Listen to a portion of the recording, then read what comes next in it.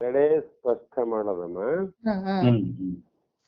ಅಲ್ಲಿ ಜೇಡರ ಹುಳ ಎಳೆದಂತ ಬಲೆ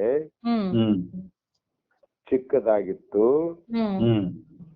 ಸರ್ಪದ ಆನೆಯ ಶಕ್ತಿ ಹೆಚ್ಚಾಗಿತ್ತು. ಅದಕ್ಕಾಗಿ ಆ ಬಲೆಯಲ್ಲಿ ಅವು ಬಂಧಿತವಾಗಲಿಲ್ಲ. ಅದು ಸರಿಯಾದ ಮಾತು. ಈಗ ಅಂತ ಬಲವಾದ ಸರ್ಪವು ಕೂಡ ಹಾವಾಡಿಗನ ಕೈಗೆ ಸಿಕ್ಕಾಗ ಅವನ ಕರ್ಮಕ್ಕೆ ತಕ್ಕಂತೆ ಆ ಹಾವು ಮಾತು ಕೇಳ್ಕೋಣ. ಅವನು ಹೆಂಗ್ ಹೇಳ್ತಾನೆ ಅದ್ರಂಗ ಮಾತು ಕೇಳ್ತದೆ. ಈಗ ಅದ್ರಂಗ ಕರ್ಮದ ಬಲ ಹೆಚ್ಚಾದಾಗ ಜ್ಞಾನಿ ಸರ್ಪದಂತೆ ಬಂಧಿತನಾಗುವುದಿಲ್ಲವೇ, ಆಗುವುದಿಲ್ಲವೇನು ಅಂತ ಪ್ರಶ್ನೆ. ಮತ್ತು ಆನೆಗೆ ಸಣ್ಣ ಹಗ್ಗದಿಂದ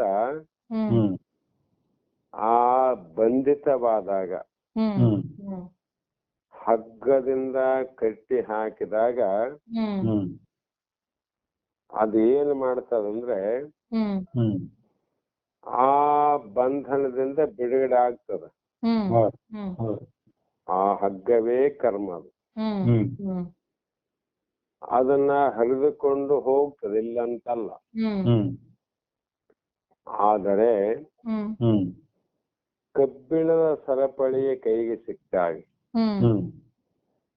ಕಬ್ಬಿಣಕ್ಕ ಅದು ಕಟ್ಟಿದಂತ ಸಂದರ್ಭದಲ್ಲಿ ಆ ಕಬ್ಬಿಣದ ಕರ್ಮವನ್ನ ಅಂತ ಬಲವಾದ ಆನೆಯನ್ನು ಕೂಡ ಬಂಧನ ಮಾಡ್ತದೆ. ಆ ಕಾರಣದಿಂದ ಕರ್ಮಗಳು ಹೆಚ್ಚಾದ ಜ್ಞಾನಿ ಕರ್ಮ ಮಾಡತಾನಂತೀರಿ, ಆತನ ಕರ್ಮ ಹೆಚ್ಚಾದಾಗ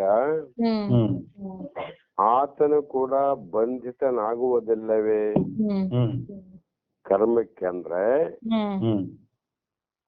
ಎಂಬ ಪ್ರಶ್ನೆಗೆ ಜ್ಞಾನಿಯು ಎಂದಿಗೂ ಕರ್ಮಕ್ಕೆ ಕಿಂಕರನಾಗುವುದಿಲ್ಲ ಅಂತ. ಕಾರಣ ಹೇಗೆ ಅನ್ನುವುದನ್ನ ಈ 110ನೇ ಸೂತ್ರದಲ್ಲಿ ಸಂಕ್ಷಿಪ್ತವಾಗಿ ಹೇಳ್ತಾರಮ್ಮ. ಅದು ಜ್ಞಾನಿಯು ಯಾವುದೇ ಕರ್ಮವನ್ನ ಮಾಡಿದ್ರು ಕೂಡ ಆತ ಸ್ವತಂತ್ರನು, ಸ್ವೇಚ್ಛಾ ವಿಹಾರಿಯು, ಅವನು ಸ್ವಚ್ಛಂದವಾಗಿರ್ತಾನಂತ. ಹೇಗೆಂದ್ರೆ ಮಾಯಾ ಆಲಾನ ಪದಂ ತ್ರುಟನ ಹರೇ ಹರನ್ ಕರ್ಮಫಲಂ ಶೃಂಖಲಂ ಶಂಕಾಧೋರಣಂ ಮರ್ಥಯನ ಅತಿಪತನ ಸಂಸಾರ ರಾಜಾಂ ಗಣಂ ಕೃಷ್ಣಕಾದಳಂ ಉದ್ಧರಣ ಅಗಣಯನ್ ಅಗ್ನಿಶ್ಚ ವಾಗ್ಭುಕ್ಷಣಂ ಜ್ಞಾನಿ ನಾಮ ನಿರಂಕುಶ ಮದಗಜ ಸ್ವೈರಂ ಚರಿ ಚರ್ಚಿ ಸಹ ಅಂತ ಇಲ್ಲಿ ಕೂಡ ದೃಷ್ಟಾಂತವನ್ನು ಕೊಡ್ತಾರಮ್ಮ. ಜ್ಞಾನಿ ಆನೆ ಬೇರೆ, ಮದವೇರದ ಆನೆ ಬೇರೆ ಅಂತ. ಆನೆ ಅಂತ ಒಂದೇ ಕಂಡ್ರು ಕೂಡ ಮದವೇರದ ಆನೆ ಬೇರೆ, ಮದ ಏರದ ಸಾಮಾನ್ಯ ಆನೆ ಬೇರೆ ಅಂತ. ಪ್ರಾಣಿಗಳ ದೃಷ್ಟಿಯಲ್ಲಿ ಒಂದೇ, ಆದರೆ ಅಂತರಂಗದ ದೃಷ್ಟಿಯಲ್ಲಿ ಭಿನ್ನ ಅಂತ. ಆನೆ ಸಾಮಾನ್ಯ ಮಾವುತನ ಮಾತು ಕೇಳ್ತದ ನೋಡ್ರಿ, ಮಾವುತನ ಮಾತನ್ನ ಕೇಳ್ತದ ಆನೆ.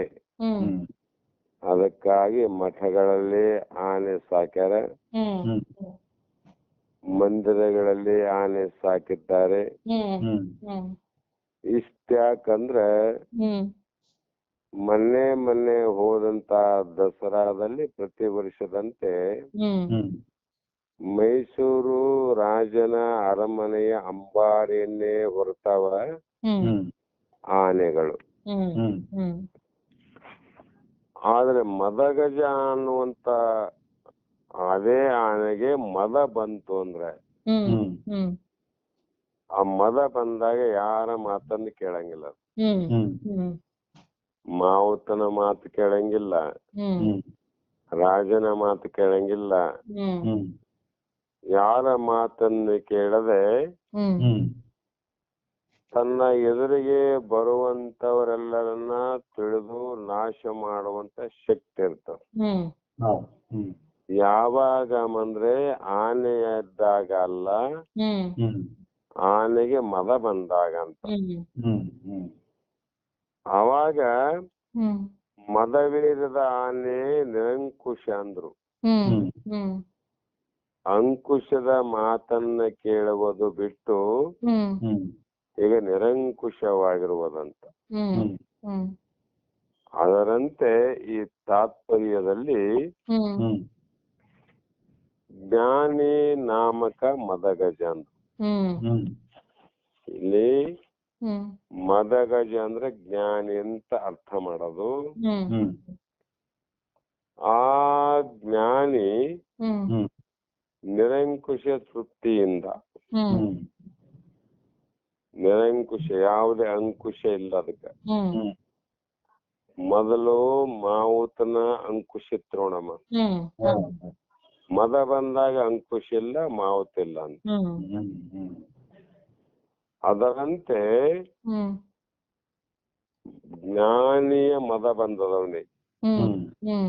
ಜ್ಞಾನಿ ಎಂಥ ಮದ ಅಂದ್ರೆ ಬ್ರಹ್ಮಜ್ಞಾನದ ಮದ ಬಂದದ. ಆವಾಗ ಮಾಯೆ ಎಂಬ ಗೂಟವನ್ನು ಮುರಿದು ಅವಶ್ಯ ಮಾಡಲೇಬೇಕೆನ್ನುವ ಕರ್ಮವೆಂಬ ಬೇಡಿಯನ್ನು ಪರಿಹರಿಸಿಕೊಂಡು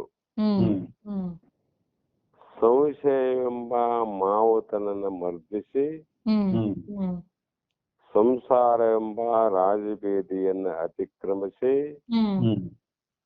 ಆಸೆ ಎಂಬ ಕದಳಿ ವನವನ್ನು ಕಿತ್ತು ಹಾಳು ಮಾಡಿ ಅಜ್ಞಾನಿಗಳೆಂಬ ನಾಯಿಗಳ ಬೊಗಳುಗೆಯನ್ನು ಲೆಕ್ಕಿಸದೆ ಸ್ವೇಚ್ಛೆಯಿಂದ ಸಂಚರಿಸುವುದು. ಅದನ್ನೇ ಈ ವಿಶೇಷಾರ್ಥದಲ್ಲಿ ಜ್ಞಾನಿಯನ್ನ ಬಂಧಿಸುವ ಶಕ್ತಿಯು ಕರ್ಮಕ್ಕೆ ಇರುವುದಿಲ್ಲ. ಅದು ಹೇಗೆ ರೀ? ಎಂತೆಂತವರನ್ನ ಬಂಧನ ಮಾಡ್ತದ.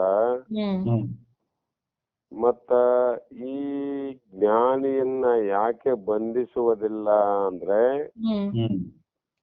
ಗ್ರಂಥಕರ್ತರು ಎಲ್ಲರ ಕಣ್ಣೆದುರಿಗೆ ಕಾಣುವಂತೆ ಅನುಭವಕ್ಕ ಬರುವಂತ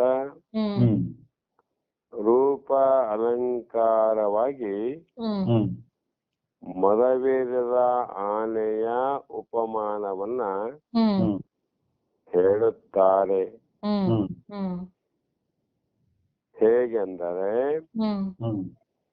ಮದವೇರಿದ ಆನೆ ಯಾರನ್ನೂ ಲೆಕ್ಕಿಸದೆ, ಅದು ಯಾರನ್ನ ಲೆಕ್ಕಿಸದೆ ಅಂದ್ರೆ ಯಾರನ್ನ ನೋಡವೆ. ಇವರು ಮಾವುತ,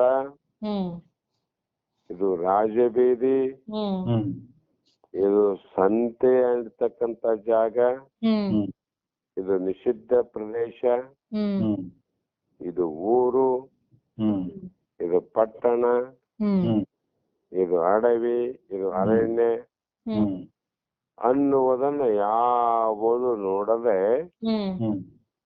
ಸ್ವೇಚ್ಛೆಯಿಂದ ವ್ಯವಹರಿಸುವುದು, ಹ್ಮ್ ಹ್ಮ್ ಸ್ವತಂತ್ರತೆಯಿಂದ ತಿರುಗಾಡ್ತದಮ್ಮ. ಹೌದು. ಅದಕ್ಕೆ ಯಾರ ಭಯ ಇಲ್ಲ, ಯಾರ ಭೀತಿ ಇಲ್ಲ, ಹ್ಮ್ ಯಾರು ತನ್ನನ್ನ ತಡೆಯೋರು ಇಲ್ಲ ಅಂತ ತಿಳ್ಕೊಂಡೆ ಹ್ಮ್ ಅವರ ಮನಸ್ಸೋ ಇಚ್ಛೆ ಹ್ಮ್ ಹ್ಮ್ ಅದು ಯಾವಾಗ ಯಾವ ದಿಕ್ಕಿಗೆ ಎಲ್ಲಿಗೆ ಹೋಗ್ತದ ಎಲ್ಲಿಗೆ ಬರ್ತದ ಅಂತ ಗೊತ್ತೇ ಆಗೋದಿಲ್ಲ. ಯಾವಾಗ ಅಂದ್ರೆ ಮದ ಏರಿದಾಗ. ಅದೇ ಅರಮನೆಯಲ್ಲಿ ಯಾವ ರಥವನ್ನ ಹೊರುವಾಗ ಅದು ಆನೆ ಗೊತ್ತಿದೆ ಇಲ್ಲಿಗೆ ಹೋಗಕ್ಕೆ ಹಿಂಗೆ ಬರ್ಬೇಕಂತ ಅಷ್ಟೇ. ಅದು ತನ್ನ ಸ್ವತಂತ್ರತೆಯಿಂದ ಅಲ್ಲಿ ಇಲ್ಲಿಗೆ ಹೋಗ್ತೀನಂದ್ರೆ ಅದಕ್ಕೆ ಆಗೋದಿಲ್ಲ ಅಂತ. ಎಷ್ಟಾಗ ಹೋಗ್ಬೇಕು, ಎಷ್ಟಲ್ಲಿ ಬರಬೇಕು, ಅದು ಎಷ್ಟು ಅಂತರದಿಂದ ಹೋಗ್ಬೇಕು, ಎಷ್ಟು ಸಮೀಪದಿಂದ ಹೋಗ್ಬೇಕು, ಅಷ್ಟ ಸೀಮಿತದಲ್ಲೇ ಮಾವುತನ ಆಜ್ಞೆಯಂತೆ. ಮಾವುತ ಹೇಗೆ ಹೇಳ್ತಾನ, ಮಾವುತನ ಅಧೀನದಲ್ಲಿ ಆ ಆನೆ ಸಂಚಾರ ಮಾಡಬೇಕು. ಆದ್ರೆ ಮದವೇರದ ಆನೆ ಸಂಚಾರ ಹಂಗಲ್ಲ, ಸ್ವಚ್ಛ ವಿಹಾರ. ಹೀಗೆ ಎಲ್ಲರಿಗೂ ಇದು ಗೊತ್ತಿದ್ದಂತ ವಿಷಯ ಅಂತಾರ ಅವರು. ಅದರಂತೆ ಬ್ರಹ್ಮವೆತ್ತನು ಜೀವನ್ಮುಕ್ತಿ ವಿಲಕ್ಷಣ ಆನಂದ ಅನುಭವದಿಂದ. ಎಂಥ ಆನಂದಮ? ಜೀವನ್ ಮುಕ್ತಿ. ಜೀವ ಇರುವಾಗನೇ, ಪ್ರಾಣ ಇರುವಾಗವೇ ಆತ ವಿಲಕ್ಷಣ ಆನಂದ ಅನುಭವ. ವಿಷಯಾದಿಗಳ ಅನುಭವ ಅಲ್ಲ, ಲೋಕಾದಿಗಳ ಅನುಭವ ಅಲ್ಲ, ಮತ್ತು ಯಾವುದೇ ಪುಣ್ಯ ಪಾಪದ ಕೂಪದಿಂದ ಬಂದಂತ ಆನಂದ ಅಲ್ಲ ಅವನಿಗೆ. ವಿಲಕ್ಷಣ ಆನಂದ ಅನುಭವ. ಶರೀರ ನಾನಲ್ಲ, ಇಂದ್ರಿಯ ನಾನಲ್ಲ, ಯಾವ ತೋರುವಂತ ಜಗತ್ತೇನದ ಇದು ಇಲ್ಲವೇ ಇಲ್ಲ. ಯಾಕೆಂದ್ರೆ ಇದು ಇರುವುದು ಅಲ್ಲ, ಇಲ್ಲದ್ದು ಇದ್ದಂತೆ ತೋರ್ತದಂದ್ರೆ ಇದು ಸುಳ್ಳಾದಂತ ತಿಳಿದು ತಾನು ಆತ್ಮ ಸ್ವರೂಪವೇ ಬ್ರಹ್ಮ ಸ್ವರೂಪನಾಗಿರ್ತಕ್ಕಂತ ಚೈತನ್ಯವೇ ನಾನು ಅಂತ ತಿಳ್ಕೊಂಡು ಆ ಬ್ರಹ್ಮ ಅನುಭಾವದಿಂದ ಆನೆಯಂತೆ ಮದವೇರಿರುತ್ತಾನೆ. ಇದನ್ನ ದೃಷ್ಟಾಂತ ಅಲಂಕಾರ ರೂಪ ಅಂತ ಹೇಳ್ಯಾರಮ್ಮ. ಮದ ಅಂದ್ರೆ ಅವನಿಗೆ ನಾನೇ ಇದಂತ ಅಹಂಕಾರ ಇರಂಗಿಲ್ಲ. ದೃಷ್ಟಾಂತವನ್ನು ತಿಳಿಸ್ಲಿಕ್ಕೆ ಮದ ಅಂತ ಉಪಯೋಗ ಮಾಡ್ಯಾರ. ಎದರ ಮದ ಬಂದದ್ರಿ? ಜ್ಞಾನದ ಮದ ಬಂದದಂತ ಅರ್ಥ ಮಾಡಬೇಕು. ಜ್ಞಾನದ ಮದ ಅಲ್ಲಿ ಸೊಕ್ಕಿನಿಂದ ಬಂದದ ಮದ ಆನೆಗೆ. ಇಲ್ಲಿ ಶಾಂತಿಯ ಆನಂದದ ಅನುಭವದಿಂದ ಮದ ಇರೋದಂತ. ಆನಂದದ ಮದ, ಸಂತೋಷದ ಮದ, ಸುಖದ ಮದದಲ್ಲಿ ಇದ್ದಂತ ಜ್ಞಾನಿ ಮೂಲ ಅವಿದ್ಯೆಗೆ ವಶವರ್ತಿಯಾಗದೆ, ಮೂಲ ಅಜ್ಞಾನ ಏನಾದ್ರಿ ಆ ಅಜ್ಞಾನದ ಅಧೀನ ಆಗೋದಿಲ್ಲ ಅಂತ. ಯಾಕೆ ಅಂದ್ರೆ ಬ್ರಹ್ಮವಿದ್ಯಾ ಬಲದಿಂದ ಆ ಅವಿದ್ಯೆಯನ್ನ ನಾಶ ಮಾಡಿರುತ್ತಾನೆ. ಬ್ರಹ್ಮ ಜ್ಞಾನ ಅಂತ ಹೇಳಿದ್ರಲ್ಲ ಹಿಂದೆಲ್ಲ, ಆ ಜ್ಞಾನದ ಬಲದಿಂದ ಅಜ್ಞಾನದ ಕೇಡು ನೋಡ ಅಂದಂಗ ಆ ಅವಿದ್ಯೆಯನ್ನ ನಾಶ ಮಾಡಿದ್ದಾನೆ. ಈ ಅವಿದ್ಯೆಯು ಜೀವಿಗಳನ್ನು ತನ್ನ ಸ್ವಾಧೀನಪಡಿಸಿಕೊಂಡು ಏನು ಮಾಡ್ತದ ಅಂದ್ರೆ ಆನೆ ಕಟ್ಟುವ ಗೂಟದಂತಿರುತ್ತದಂದ್ರು. ಏನ್ ಮಾಡ್ತದ್ರಿ ಅವಿದ್ಯೆ? ದನಗಳನ್ನ ಕಟ್ಟುವ ಒಂದು ಗೂಟ, ದನಗಳನ್ನ ಕಟ್ಟುವ ಒಂದು ಸರಪಳಿ, ಇವೆಲ್ಲ ಇದ್ದಂಗೆ ಜೀವಿಗಳನ್ನ ಕಟ್ಟುವಂತ ಗೂಟ ಇದ್ದಂತೆ ಇದು ಅವಿದ್ಯೆ ಇರ್ತದ, ಅಜ್ಞಾನ. ಇಂಥ ಗೂಟವನ್ನ ಮದಗಜವು ಮುರಿಯುವಂತೆ.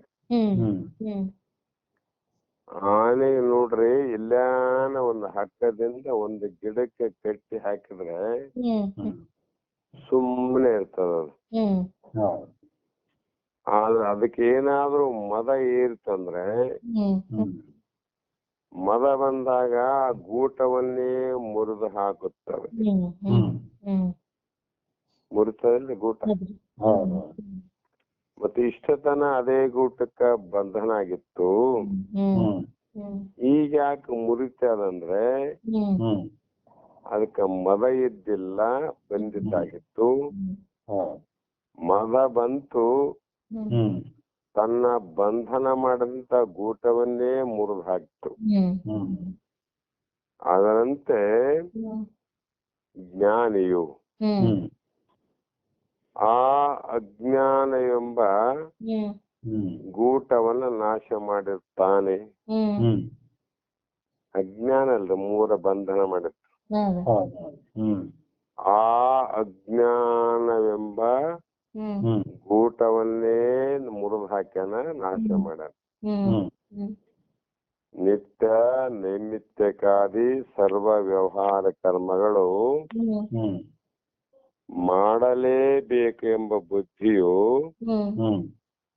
ಜೀವ ಭಾವದಲ್ಲಿರುತ್ತದಂತ. ನಿತ್ಯ ಕರ್ಮ, ನೈಮಿತ್ತಿಕ ಕರ್ಮ,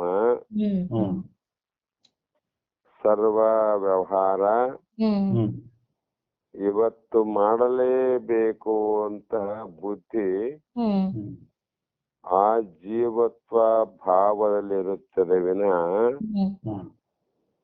ಜ್ಞಾನತ್ವದ ಭಾವನೆಯಲ್ಲಿ ಇರುವುದಿಲ್ಲ. ಆ ಕಾರಣ ಆನೆಯನ್ನು ಬಂಧಿಸುವ ಶೃಂಖಲೆಯಂತೆ ಕರ್ಮವು ಜೀವಿಗಳನ್ನು ಬಂಧಿಸುತ್ತದೆ. ಆನೆಯನ್ನ ಬಂಧಿಸುವ ಶೃಂಖಲೆಯನ್ನು ಸರಪಳೆಯಂತೆ, ಕಬ್ಬಿಣ ಸರಪಳೆ ಅಲ್ಲಿ ಬಂಧಿಸ್ತವ. ಕರ್ಮವು ಹಾಗೆ ಈ ಜೀವಿಗಳನ್ನ ಬಂಧನ ಮಾಡ್ತಾವ. ಮದಗಜವು ಶೃಂಖಲೆಯನ್ನು ಹರಿದೊಗೆಯುವಂತೆ,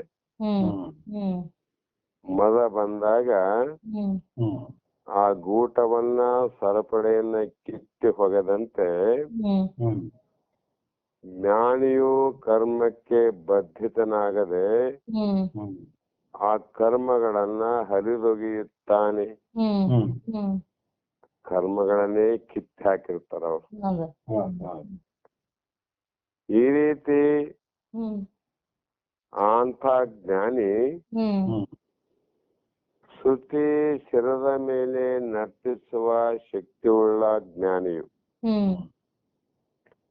ಕರ್ಮಕ್ಕೆ ಕಿಂಕರನಾಗುವುದುಂಟೆ. ಶ್ರುತಿ ಅಂದ್ರೆ ವೇದದ ಶಿರದ ಮೇಲೆ ಅಂದ್ರು. ಶಿರೋಭಾಗದಲ್ಲಿರುವಂತ ಜ್ಞಾನಕಾಂಡ, ಆ ಜ್ಞಾನಕಾಂಡದ ಮೇಲೆ ಆತನ ಆಟ ನಡೀತದ, ನರ್ತನ ನಡೀತದಂತ. ಅದರ ಮೇಲೆ ನಾಟ್ಯ ಮಾಡುವವನು ಅಂತ ಶಕ್ತಿಯುಳ್ಳ ಜ್ಞಾನಿಯು ಆ ವೇದದ ಶಿರೋಭಾಗದ ಮೊದಲನೆಯ ಕರ್ಮ ಅದಕ್ಕೆ ಕಿಂಕರನಾಗುವುದುಂಟೆ. ಅಂದ್ರ ಅರ್ಥ, ವೇದಕ್ಕೆ ಜ್ಞಾನಿಯು ಶಂಕರನೇ ವಿನಃ ವೇದಗಳಿಗೆ ಕಿಂಕರನಲ್ಲ ಅಂತ. ವೇದಗಳೇ ತನ್ನಿಂದ ಹುಟ್ಟ್ಯಾವ ಅಂದಾಗ ವೇದಗಳ ಮೇಲೆ ಇರುವಂತ ಒಬ್ಬ ಶಂಕರನಾದ ಆತ್ಮಜ್ಞಾನಿ ಈ ಕರ್ಮಕ್ಕೆ ಕಿಂಕರನಾಗುವುದಂತೆ ಅಂದ್ರೆ ಚಿಕ್ಕವನಾಗುವುದಂತೆ ಅಂದ್ರೆ ಇಲ್ಲ ಅಂತ. ಎಂದಿಗೂ ಕರ್ಮ ಕಟ್ಟಳೆಗೆ ಸಿಲುಕುವನಲ್ಲ. ಆನೆಯು ಮಾವುತನ ವಶದಲ್ಲಿರುವಂತೆ ಜೀವಿಗಳು ಅನೇಕ ಸಂಶಯಗಳ ವಶದಲ್ಲಿರುತ್ತಾರೆ. ಜೀವತ್ವ ಭಾವ ಇರತಕ್ಕಂತ ಜೀವಿಗಳು ದೇವರು ಬೇರೆ, ನಾನು ಬೇರೆ, ಜಗತ್ತು ಬೇರೆ ಅನ್ನುವಂತ ಸಂಶಯ ಭಾವ, ಅಸಂಭಾವ, ವಿಪರೀತ ಭಾವದ ಆಧೀನದಲ್ಲಿರುತ್ತಾರೆ. ಅದಕ್ಕಾಗಿ ಕರ್ಮಗಳು ಅವರನ್ನ ಬಂಧಿಸುತ್ತವೆ. ಆದರೆ ಮದಗಜವು ಮದವೈರದ ಆನೆಯು ಮಾವುತನ ವಶವಾಗದೆ, ಮಾವುತನ ವಶದಲ್ಲಿದ್ದಂತ ಆನೆ ಮದ ಬಂದಾಗ ಅದೇ ಮಾವುತನ ಕೈವಶವಾಗದೆ ಅವನನ್ನೇ ನುಗ್ಗಿಡಿದು ಹೋಗುವಂತೆ, ಅವನನ್ನ ತುಳಿದು ಅವನನ್ನ ಸಾಯಿಸಿ ಹೋಗುವಂತೆ ಜ್ಞಾನಿಯು ಸಂಶಯಗಳಿಗೆ ವಶವಾಗದೆ, ಜ್ಞಾನಿ ಸಂಶಯಕ್ಕೆ ವಶ ಆಗಿಲ್ಲ. ಅವನಿಗೆ ಎಂದೋ ತಾನು ಪರಬ್ರಹ್ಮ ಸ್ವರೂಪಿದ್ದೇನೆ, ನಾನು ಗಗನದಂತೆ ನಿರವಯವನು, ನಿರಾಕಾರನು, ಅದ್ವಯನು, ನಿತ್ಯ ತೃಪ್ತನು, ಸದಾ ಆನಂದಮಯನು, ಜನನ ಮರಣ ದೂರನು ಅಂತ ತಿಳ್ಕೊಂಡಂತ ಜ್ಞಾನಿಗೆ ಸಂಶಯ ಇಲ್ಲ, ಅನುಮಾನ ಇಲ್ಲ, ತರ್ಕ ಇಲ್ಲ. ಯುಕ್ತಿ ರೂಪ ಮನನದಿಂದ ಯಾವ ಗುರುವಿನ ಶ್ರವಣ ಅದರಿಂದ ಮನದಿಂದ ಅವುಗಳನ್ನು ಪರಿಹರಿಸಿಕೊಂಡು ನಿಸ್ಸಂದೇಹವಾಗಿರ್ತಕ್ಕಂತ ಪರಬ್ರಹ್ಮನೇ ತಾನು ಅಂತ ದೃಢ ಆಗ್ಯಾರ. ಅಂಥ ವಿಚಾರದಲ್ಲಿ ಆನೆಯು ರಾಜಬೀದಿಯಲ್ಲಿ ಸಂಚರಿಸುವಂತೆ ಜೀವಿಗಳು ಜನನ ಮರಣ ರೂಪ ರಾಜಬೀದಿಯಲ್ಲಿ ಸಂಚರಿಸುತ್ತಾರೆ. ಯಾರು ಸಂಚಾರ ಮಾಡ್ತಾರಮ್ಮ? ಆನೆಯು ರಾಜಬೀದಿಯಲ್ಲಿ ಸಂಚಾರ ಮಾಡ್ತಾವ. ಅದರಂತೆ ಜೀವಿಗಳು ಜನನ ಮರಣ ರೂಪ ರಾಜಬೀದಿಯಲ್ಲಿ ಸಂಚರಿಸುತ್ತಾರೆ. ಇವರು ಜನನ ಮರಣ ಅದೇ ದಾರಿಯಲ್ಲಿ ಹೋಗ್ಬೇಕು, ಅದೇ ದಾರಿಲಿ ಬರ್ಬೇಕು. ಆನೆ ಇದೇ ಅರಮನೆಯ ರಾಜಬೀದಿಯಲ್ಲಿ ಹೋಗ್ಬೇಕು, ರಾಜಬೀದಿಯಲ್ಲಿ ಬರ್ಬೇಕು. ಆನೆ ಅಷ್ಟ, ಇಲ್ಲಿ ಅಜ್ಞಾನಿ. ಆದರೆ ಮದ ಸಂಚರಿಸುತ್ತಾರೆ. ಮದಗಜವು ರಾಜ ಬೀದಿಯನ್ನು ಅತಿಕ್ರಮಿಸುವಂತೆ ಅದೇ ಆನೆಗೆ ಮದ ಬಂತಂದ್ರೆ ಆ ರಾಜಬೀದಿಯಲ್ಲಿ ಜನರಿಗೆ ಹೋಗಲಿಕ್ಕೆ ಬರಲಿಕ್ಕೆ ಅವಕಾಶ ಮಾಡಿಕೊಟ್ಟು ತಾನು ಸ್ವಲ್ಪ ಜಾಗದಲ್ಲೇ ಹೋಗ್ತದ ಮತ್ತು ಬರ್ತದ. ಇಡೀ ರಾಜಬೀದಿಯನ್ನ ಆಕ್ರಮಣ ಮಾಡಿಲ್ಲ ನೋಡ್ರ ಅದು. ತನ್ನ ವಶ ಮಾಡ್ಕೊಂಡಿಲ್ಲ ಅದು. ಪರರಿಗೆ ಅವಕಾಶವನ್ನು ಕೊಟ್ಟು ತಾನು ಸ್ವಲ್ಪ ಸಂಚಾರ ಮಾಡ್ಲಿಕ್ಕೆ ವಶ ಮಾಡಿಕೊಂಡವ. ಆದರೆ ಮದಗಜ ಅದು ಇಡೀ ರಾಜಬೀದಿಯನ್ನೇ ಅತಿಕ್ರಮಿಸುವಂತೆ ಮದ ಏರಿದ ಆನೆ ಬಂತಂದ್ರೆ ಆ ಬೀದಿಯಲ್ಲಿ ಯಾರು ಇರಂಗಿಲ್ಲ. ಮೊದಲು ಆನೆ ತಿರುಗಾಡಿದಾಗ ಎಷ್ಟೋ ಜನ ತಿರುಗಾಡ್ತಿದ್ರು, ಅದಕ್ಕೆ ಪೂಜಾ ಮಾಡ್ತಿದ್ರು, ಹೂವು ತಿನ್ನಿಸ್ತಿದ್ರು, ಹಣ್ಣು ತಿನ್ನಿಸ್ತಿದ್ರು, ಮತ್ತ ಅದರ ಸೊಂಡಿಲನ್ನ ತಮ್ಮ ತಲೆಯ ಮೇಲೆ ಇಟ್ಟುಕೊಂಡು ಆಶೀರ್ವಾದವನ್ನು ತಗೊಂತಿದ್ರು. ಈಗ ಅದೇ ಆನೆಗೆ ಮದ ಬಂದದಲ್ರಿ, ಅವಾಗ ಅದ್ರ ಸಮೀಪ ಯಾರನ್ನ ಹೋಗಕ್ಕಾಗ್ತದೇನು? ಇಲ್ಲ. ಅದನ್ನು ನೋಡಿದ ತಕ್ಷಣ ಎದ್ದವರು ಕೂಡ ಓಡಿ ಹೋಗ್ತಾರಂತ. ಅದರಂತೆ ಜ್ಞಾನಿಯು ಜನನ ಮರಣ ರೂಪ ರಾಜ ಮಾರ್ಗವನ್ನ ಮೀರಿ ವರ್ತಿಸುತ್ತಾನೆ. ಇವನಿಗೆ ಜನನದ ಭೀತಿ ಇಲ್ಲ, ಮರಣದ ಭೀತಿ ಇಲ್ಲ ಅಂತ. ಅಜ್ಞಾನಿ ಈ ಜಗತ್ತಿನಲ್ಲಿ ತನಗೆ ಬೇಕಾದಷ್ಟೇ ಮಾಡಿ ಉಳಿದೋದಕ್ಕೆ ಅವಕಾಶ ಮಾಡಿಕೊಡ್ತಾನ. ಆದ್ರೆ ಜ್ಞಾನಿ ಎಲ್ಲವೂ ತಾನೇ ಅಂತ ತಿಳ್ಕೊಂಡಿರ್ತಾನ. ಅದಕ್ಕೆ ಜ್ಞಾನಿಯನ್ನ ಜನನ ಮರಣ ರೂಪ ರಾಜಮಾರ್ಗವನ್ನ ಮೀರಿ ವರ್ತಿಸುತ್ತಾನೆ. ಯಾರು ಏನು ಹಂಗೆ ಇಲ್ಲ ಅಂತ ಅವನಿಗೆ. ಕಾರಣ ಇನ್ನೊಂದು ದೃಷ್ಟಾಂತ ಕೊಡ್ತಾರ.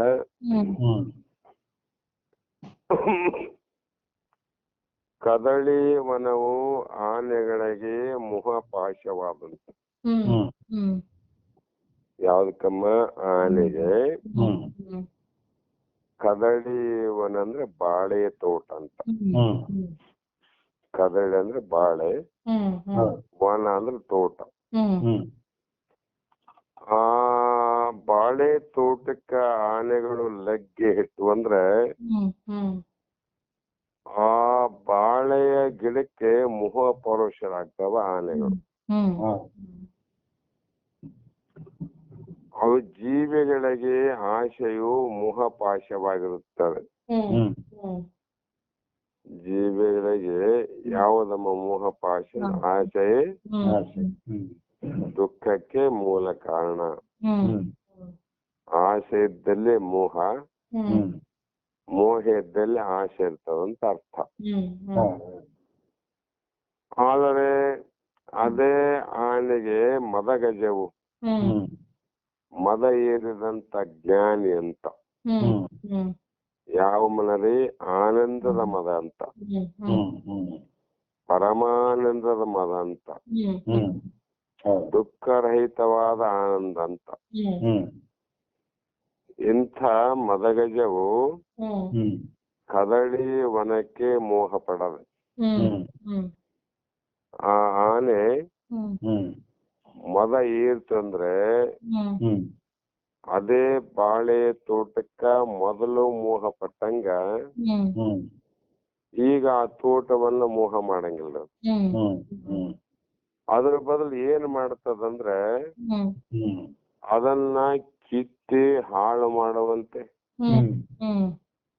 ಅದೇ ಗಿಡ ಕಿತ್ತಾಗ್ತದ, ಮುರಿದು ಹಾಕ್ತದ, ತೊಳೆದು ಹಾಕ್ತದ, ಏನೇ ಮಾಡಿ ಅದನ್ನ ಹಾಳು ಮಾಡೇ ಬಿಡ್ತದ. ಯಾವಾಗ್ರಿ? ಮದ ಏರಿದ ಆನೆ. ಮದ ಏರಿದಾಗ. ಅದರಂತೆ ಜ್ಞಾನಿಯು ಅಜ್ಞಾನಿ ಜೀವ ಲೋಕದ ವಿಷಯಾದಿಗಳಾಗಿ